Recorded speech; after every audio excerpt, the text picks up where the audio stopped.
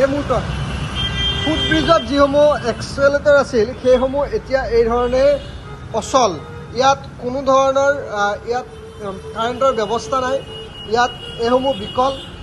ইয়াত এই ধৰণে এটা তলা, ইয়াত এই ধৰণে তলা মাৰি এইসমূহ ৰখা হৈছে আৰু চলাচল বন্ধ। এয়া এই ধৰণে ফুটব্ৰিজ ব্যৱহাৰ কৰি মানুহ অহা যোৱা কৰিছে, কিন্তু তেওঁলোকক যি সুবিধা দিব লাগিছিল সেই সুবিধা বন্ধ।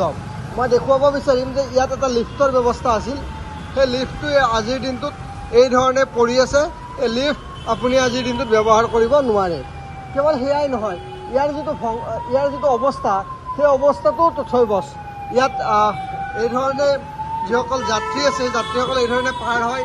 ইয়াত যি পোহৰৰ ব্যৱস্থা আছে পোহৰৰ ব্যৱস্থাটো চাওক। এই ধৰণে লাইট এই মুহূৰ্তত খুলি পৰিছে। ইয়াত লাইটৰ কোনো ধৰণৰ ব্যৱস্থা নাই। এই লাইটো ক্ৰমাৎ ভগ্নাৱশেষলৈ পৰিণত হৈছে আৰু এক প্ৰকাৰ এই যিখন পদসেতু আছে এই পদসেতু আজিৰ দিনটোত গুৱাহাটী মহানগৰীত এটা কোটিটকীয়া ফুলদানিলৈ পৰিণত হৈছে আৰু এই ফুলদানিৰে এই মুহূৰ্তত সাধাৰণ লোক পাৰাপাৰ হৈছে। মই দৃশ্যাংশকেইটা দেখুৱাইছোঁ। এই দৃশ্যাংশকেইটাই এটা কথাই স্পষ্ট কৰে যে এই কোটিটকীয়া ফুলদানি গুৱাহাটীৰ কেইবাটাও স্থানত আছে।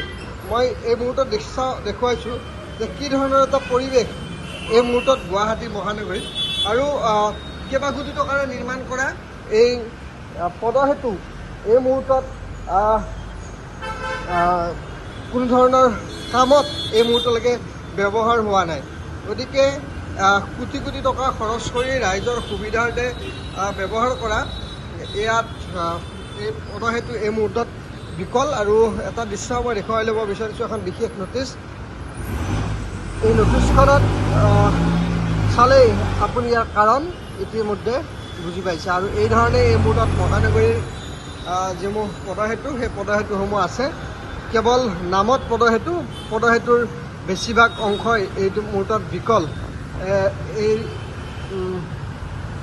পদসেতুৰ কাৰেণ্টৰ যি ব্যৱস্থা সেই ব্যৱস্থা সাময়িকভাৱে বন্ধ। আৰু সেইবাবেই এই ধৰণে এক্সেলেটৰৰ কথাই কওক আপুনি বা আপুনি লিফ্টৰ কথাই কওক, সকলো এই মুহূৰ্তত বিকল। আৰু এই বিকলেই এই মুহূৰ্তত দেখিবলৈ পোৱা গৈছে গুৱাহাটী মহানগৰীৰ মাজমজিয়াত। কেৱল এই পদসেতুখনেই নহয়, এই ধৰণে আন ২-৩খন পদসেতু এই মুহূৰ্তত কোটিটকীয়া ফুলদানিলৈ পৰিণত হোৱা দেখিবলৈ পোৱা গৈছে।